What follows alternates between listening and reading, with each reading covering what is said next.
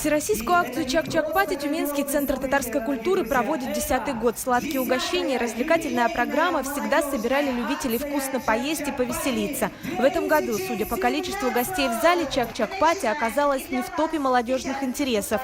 Клуб «Безнен Яшляр» при центре татарской культуры только начал свою работу. «Чак-Чак-Пати» – одно из первых его мероприятий.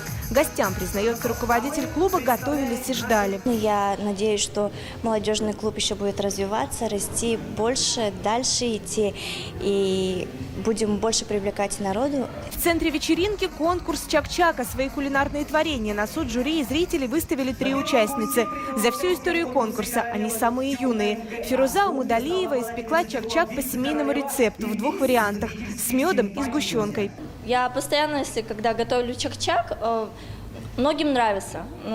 Хвалят, действительно хвалят, то, что вкусно. И из этого думаю, почему нет? Почему вот именно в конкурсе бы не поучаствовать? Пусть другие судьи уже скажут, действительно, достоин ли мой чак-чак какого-то места, да? Каждая мастерица презентовала свой вариант чак-чака, а ведущие, задавая наводящие вопросы, старались больше узнать о самих участницах. Ведь, по идее конкурса, на сцене потенциальные невесты.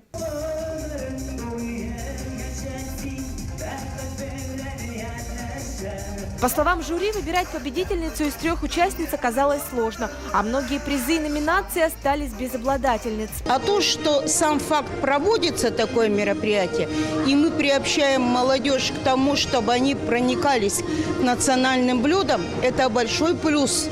Я подумала вначале, хотела кого-то критиковать, а потом думаю, в конце концов, я сама-то не умела в этом возрасте еще делать чак-чак. Вслед за искушенным жюри, приготовленные участницами чак-чак, попробовали и зрители. Болельщики во вкусах не сошлись.